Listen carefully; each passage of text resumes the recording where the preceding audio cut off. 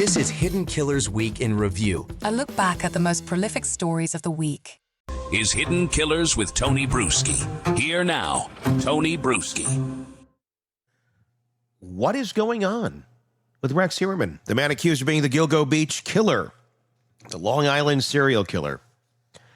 Well, that's what we're here today to break down, because it's slow going, and it is still slow going, and will likely be slow going for the foreseeable future. But how about an update? How about a little look-see behind the curtain?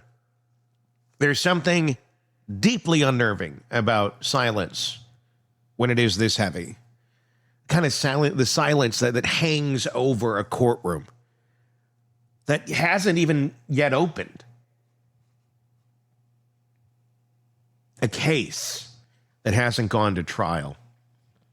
And a shoreline that still holds secrets. That's where we are with Rex Heuermann right now, the alleged Long Island serial killer, Gilgo Beach killer, the man who for over 2 years now has been both nowhere and yet everywhere at once, locked up, untried, unconvicted, yet already a living ghost haunting the justice system that caught him. People keep asking, why is this taking so long? Why are we still waiting? Isn't the evidence overwhelming? Don't they have DNA, burner phones, surveillance, the guy's house full of trophies? What could possibly take this long? The truth is, everything. Everything takes this long when the stakes are this high. Every sample, every hair, every ruling has to be handled as if the entire credibility of the American justice system depends on it. Because in this case, it kind of does. To the families, the waiting feels like more torture, more than they've already endured, with a system that's covered up investigating this case for decades. Cases, really.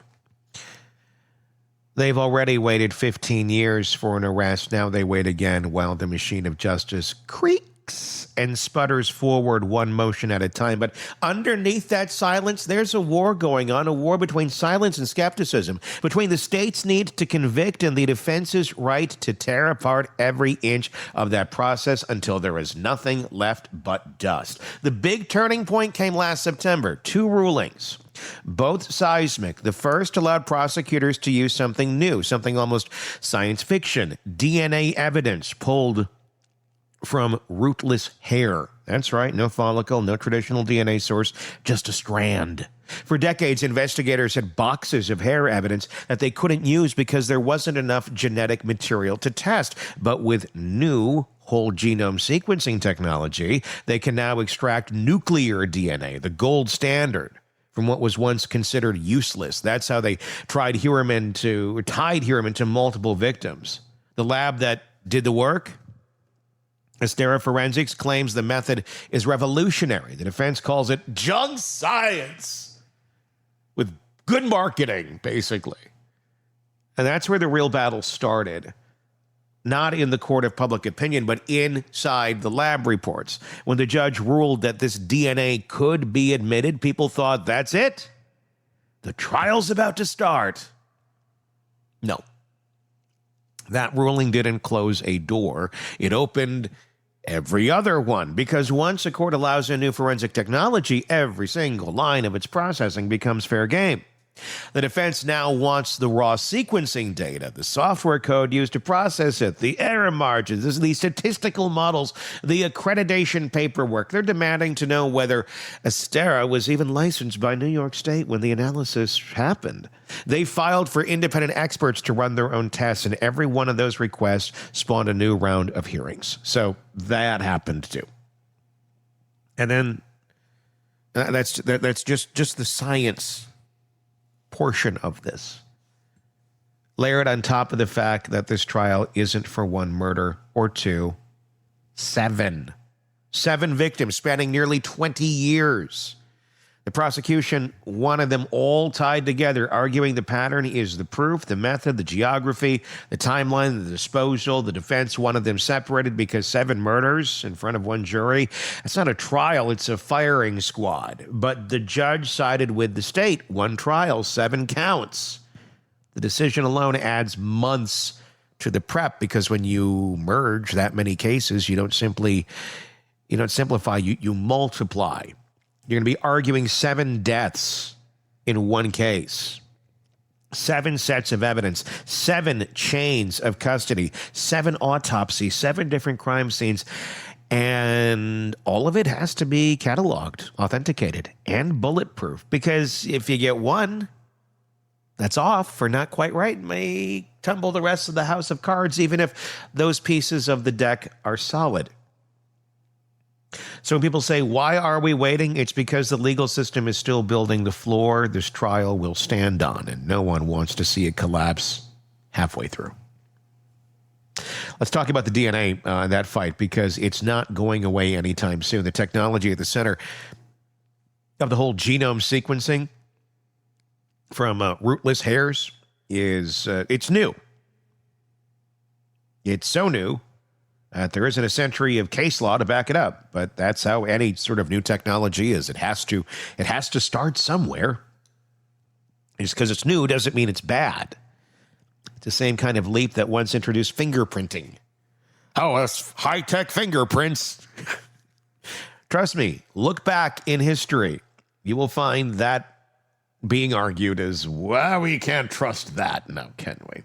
Blood typing, mitochondrial DNA. Every time science pushes forward, the law takes years to catch up. Not because it can't, but because defense attorneys see it as an open window to be like, see, it's not accurate, it's new. It's can't. When you got nothing to stand on, you stand on that sort of shit. The courts have to decide, is this science ready for prime time, or is it going to create false certainty in the jury's mind? Both sides have pandering experts. They do. Arguing about how it all works together. Whether the human genome is unique enough for conclusive identification from degraded samples, and how much contamination could happen over 30 years in an evidence locker, and all sorts of other scientific things that blow you and me away and we really truly don't understand. The defense isn't stupid. They know that they can't uninvent science. What they can do is sow doubt. They can point to software glitches. They can point to things where, the software was updated while we were doing this. They can question whether a single mislabeled vial could have transferred a trace amount of DNA. They can come up with anything. Did you wash your hands? Contamination. I mean, there's so many. They're going to look for anything and everything they possibly can. That's what a defense attorney does. And if they can make the jury feel even a sliver of uncertainty, that's what they're going to rely on for reasonable doubt. And if that happens, that can be a big deal. The judge is letting all of the new DNA evidence in, which was a big thing. But that did take quite a bit of time and quite a bit of posturing back and forth before that decision was made. So while we may not have this trial beginning in the purest of senses of, we're all in the courtroom, the jury's there, anyone who follows cases knows that a good 80 to 90% of the case is already litigated before the jury even is chosen. And that's what's been going on the past several years. That's what's been going on this year. Prosecutors are moving slowly, painfully slowly, to make sure that there's no errors. Because you don't want to have to do it all over again. Every exhibit has to be certified, every chain of custody notarized, every technician vetted. They're not just prosecuting Heuermann. They're writing the precedent for how New York courts will treat advanced DNA for the next 50 years. And everybody knows it. Meanwhile, defense attorneys are building their appeal record before the trial even starts. Every time they file a motion, they're preserving an argument for later. The DNA was unvalidated. The judge erred in consolidation. Evidence was prejudicial. They're laying breadcrumbs for appellate courts. So they want everything to move in slow motion. Every delay benefits the defense because every delay erodes memory. Delay tests patience. Delay makes witnesses disappear. It makes jurors forget. It makes the public stop caring. And let's talk about the discovery. That black hole of time that devours every major case. This isn't just new evidence. This is evidence collected before digital forensics existed. before cell tower triangulation was even a thing, before DNA databases. They're pulling old handwritten notes out of evidence lockers, scanning them, authenticating signatures, identifying officers who've long since retired or died. Phone records from carriers that don't exist anymore. Tower data maps that have to be reconstructed from FCC archives. Even the physical evidence, burlap, hair, bone fragments have to be reanalyzed with modern methods, which means redocumenting the chain of custody from the 90s through today. That's a long bit of time. I know it doesn't feel like it. It's a long bit of time.